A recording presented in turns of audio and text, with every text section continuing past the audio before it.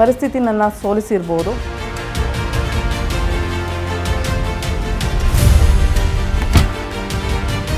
ಕಷ್ಟ ಇದೆ ಅಂತ ಹೇಳ್ಬಿಟ್ಟು 4 ಗೋಡೆ ಮಧ್ಯದಲ್ಲಿ ಕುಂತ್ಕೊಂಡು ಚಿಂತೆ ಮಾಡೋದು ಅದು ಯಾವತ್ತಕ್ಕೂ ಆಗಲ್ಲ.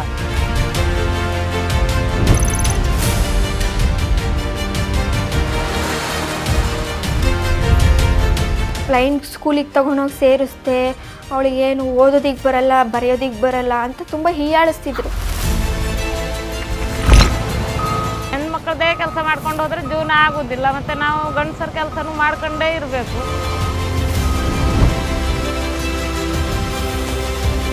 ನನ್ನಲ್ಲಿ ಒಂದು ಹೆಣ್ತನ ಇತ್ತು, ಹೆಣ್ಣಾಗಿ ಪರಿವರ್ತನೆ ಆದೆ.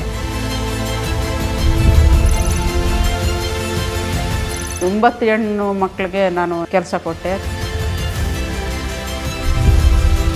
ಇಲ್ಲಿ ಗುಲ್ಬರ್ಗದಲ್ಲಿ ಯಾರೂ ಕೊಡ್ಲಾರ್ದಂಥದ್ದು ನಾನು ಕೆಲಸ, ನಾನು ಗಾರ್ಮೆಂಟ್ಸ್ ಮಾಡೀನಿ ಅನ್ನೋದೊಂದು ಖುಷಿ. ಒಳ್ಳೆ ಲಾಯರ್ ಆಗಿ ನಾನು ಎಲ್ಲರಿಗೆ ಸಹಾಯ ಮಾಡಬೇಕು, ಬಡವರಿಗೆ ಯಾರು ತೊಂದರೆ ಕೊಡಬಾರ್ದು.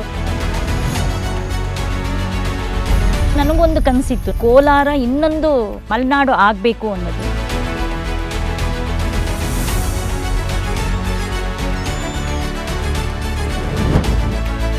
ಗಟ್ಟಿ ಮನಸ್ಸಿಂದ ಇವತ್ತು ನಾನು ಗೆದ್ದಿದ್ದೀನಿ.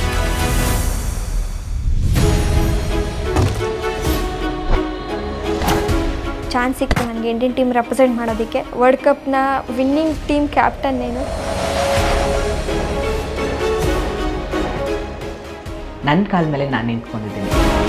ಪಪೆಟ್ ಶೋಸ್ನ ನಡೆಸ್ತಾ ಇದ್ದೀನಿ.